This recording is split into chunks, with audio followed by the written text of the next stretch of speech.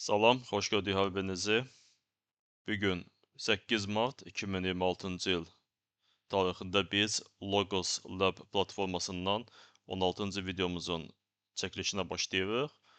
Və bu günləri 8 mart tarixinə təsadüf etdiyinə görə, yəni bu çəkiliş 8 mart tarixində təsadüf etdiyinə görə elə müzakirə üçün də seçmiş olduğumuz mövzu 8 martın fəlsəfəsidir.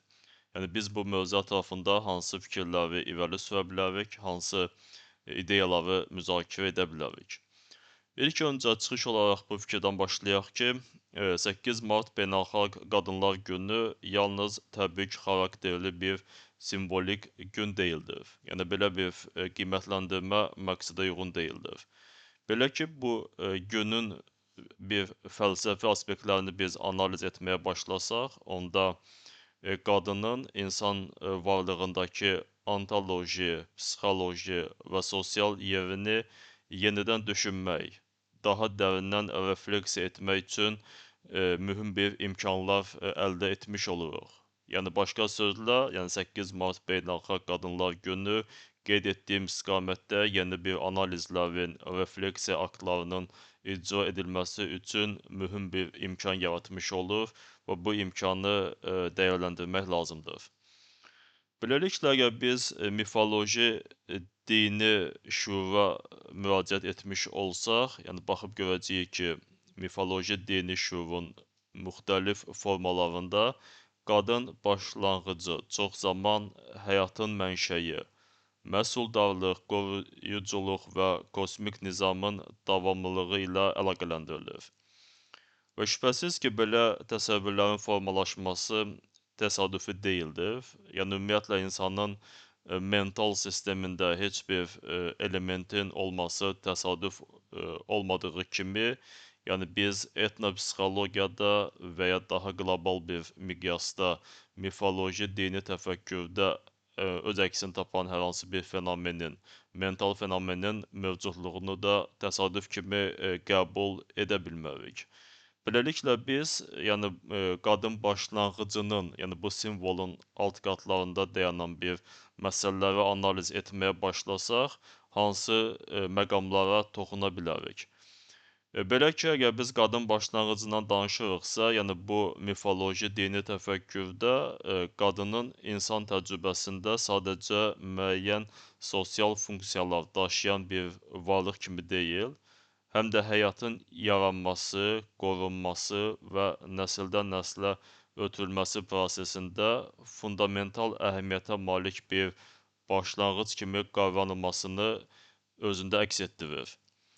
Və buradan doğan məntiqi nəticəyə əsasən qeyd edə bilərik ki, qadın və kişi başlanğıclarının hər biri yalnız bioloji fərqlər səviyyəsində dərk edilə bilməz. Yəni biz qadın başlanğıcını və ya kişi başlanğıcını sadəcə bioloji fərqlər müstəvisində analiz etməyə başlasaq, yəni bu başlanğıcların alt qatlarında gizlənmiş olan bir fəlsəfə, bir metafizika diqqətdən kənarda qalmış olacaq. Belə ki, individual kişi və qadın psixologiyası arasında sərt, dəyişməz və mahiyyət etibarilə keçilməz bir sərhədin çəkilməsi də qeyri-mümkündür. Ona görə ki, insan şəxsiyyəti özündə daha mürəkkəb, çoxqatlı və daxili baxımından zəngin reallığa ehtiva eləyir. Və biz ezoterik təlimlərin tarixinə baxsaq, yəni bəzi ezoterik təlimlər bu incə məqamı aşağıdakı kimi vurğulayır. Məsələn, bildiyimiz kimi bir çox şərq təlimləri, xüsusilə uzaq şərq təlimləri reinkarnasiya ideyasından çıxış edir. Yəni insan öldükdən sonra vücud məhv olur, amma insanın ruhu reinkarnasiya edərək bir vücuddan digərinə keçid almış olur. Məsələn, biz bunu Hind fəlsəfəsində, yəni Hind mifologiyasında, dinində müşahidə edə bilirik. Buddizm, Hinduizm, Cainizm bu qəbildən olan ezoterik təlimlər və ya dini fəlsəfi təlimlər kimi qiymətləndirilə bilər.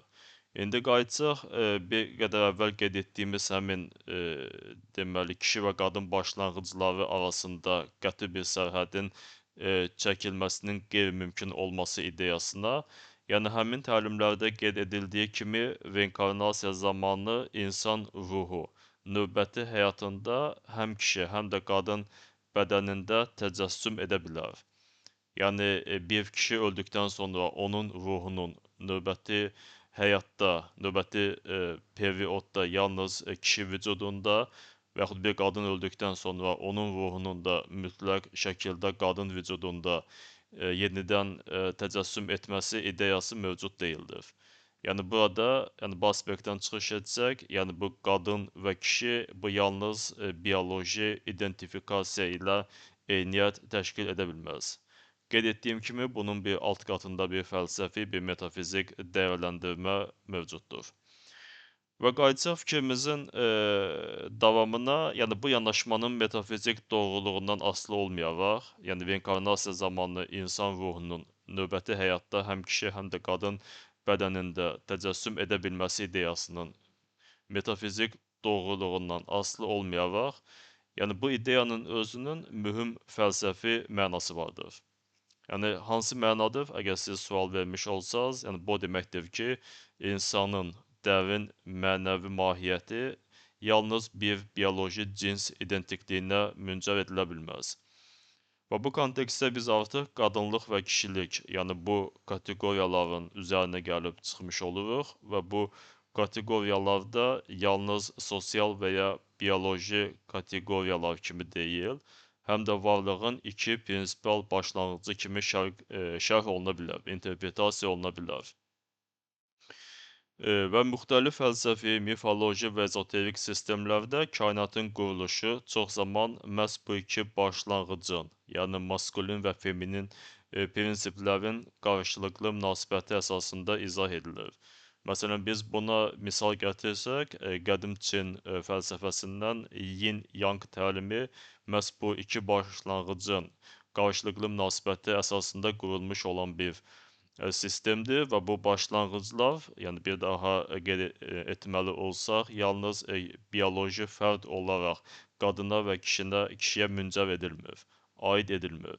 Yəni bu bütövlükdə kainatın əsasında dayanan iki paralel prinsip arasında olan qarşılıqlı münasibətlər sistemini özündə əks etdirir.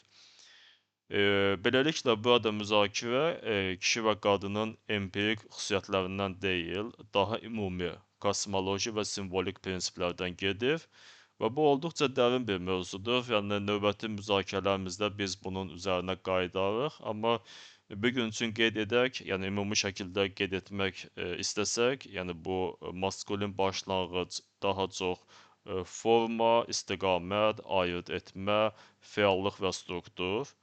Amma feminin başlanğıc, yəni bu qəbul etmə, bəsləmə, birləşdirmə, qoruma, dərinlik və həyat vermə ilə əlaqəlidir. Yəni belə bir assosiasiyanı yaratmaq mümkündür. Amma bu iki başlanğıcın, yəni maskulin və feminin başlanğıcların mövcudluğu, yəni hər bir insanda onlardan yalnız birinin olması anlamına gəlmir. Yəni biz deyə bilmərik, yəni qadın başlanğıcı, yəni qadın feminin prinsipləri yalnız qadınlarda, yəni maskulin başlanğıc, yəni maskulin prinsip yalnız kişilərdə mövcuddur. Yəni belə bir məntiqi nəticə çıxarmaq mümkün deyildir. Başqa sözlə, yəni hər bir insanın daxilində, yəni kişi və ya qadın olmasından asılı olmayaraq, həm maskulin, həm də feminin prinsiplər müxtəlif nisbətlərdə mövcuddur.